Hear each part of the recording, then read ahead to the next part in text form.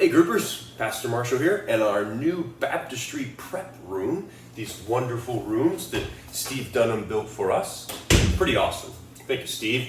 I hope that you are ready for Philippians 2, where we're taking on the mind of Christ, being humble, putting others before ourselves.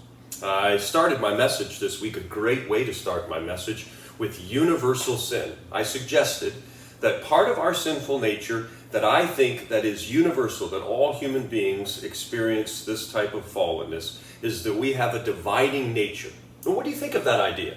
Do you agree that all of us have the tendency to divide, or do you disagree? No, that just must be a Marshall problem.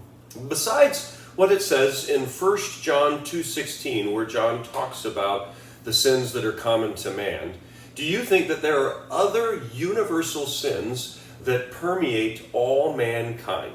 That's a good way just to get everybody talking. Nobody has too much trouble pointing their fingers at other people and saying, this is what's wrong with you. So what do you think are universal sins that permeate all mankind? Besides 1 John 2:16 and besides division, do you think that there's more that you would add to that list?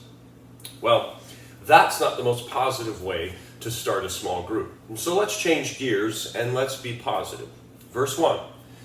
We give some depth to Paul's things. Paul says, if you have any encouragement from being united with Christ, just for a second, as a group, talk about what do you think is the most encouraging thing to you personally about being united with Christ. Second, Paul says, if you have any comfort from God's love, what is the most comforting thing to you about God's love? When you think of God's love, how does it warm you? And then finally, Paul says, any fellowship with his Holy Spirit.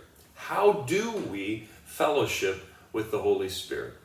Well, next in verse 3, it's a difficult verse, and it basically means don't be human, which is why I think that Paul goes on to talk about the humanity of Jesus in the verses that are following.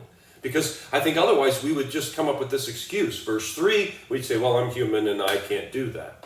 How do you try to consider others better than yourselves? Just personally, what is your strategy for considering others better than yourselves? And what causes you to fail at this the most when you're not doing a good job of considering others better than yourself? Why do you think that is? Paul says selfishness and vanity. Are those the two primary obstacles to putting others better than ourselves, that we're just selfish and we're vain? Or are there more obstacles to putting others ahead of ourselves? Verse 5 says that we're to have the mind of Christ. For a second, just as a group, think of 2 or 3 words that you would use to describe the mind of Christ. And then next, of what did Jesus empty himself? It says that he emptied himself, considered equality with God to be nothing, but he took the form of a man. In what qualities of God, Jesus is fully God, of what qualities of God did he empty himself? And how much did he empty himself? Did he empty himself 100% of his glory? Did he empty himself 95%? What qualities did he empty himself, and how much did he empty himself? And then finally, before we talk about the application, to what extent to God in a disguise, this is Jesus, God made man, to what extent did God in a disguise actually experience what it was like to be a human being? To what extent did Jesus really experience humanity? Again, where would you put the percentage? Application, this week in application, talked about how we needed to not just hope for unity, but that we have to fight for unity. Our nature is going to be dividing, and so we have to fight against that nature. We have to fight against our propensity for division. So I quoted Dietrich Bonhoeffer, just one of my favorite dead guys. Bonhoeffer suggests that we have to cultivate 4 things in our lives. Number 1, we have to work on holding our tongues. Number 2, we have to cultivate humility. Number 3, we have to listen carefully to others. And number 4, we have to bend our time.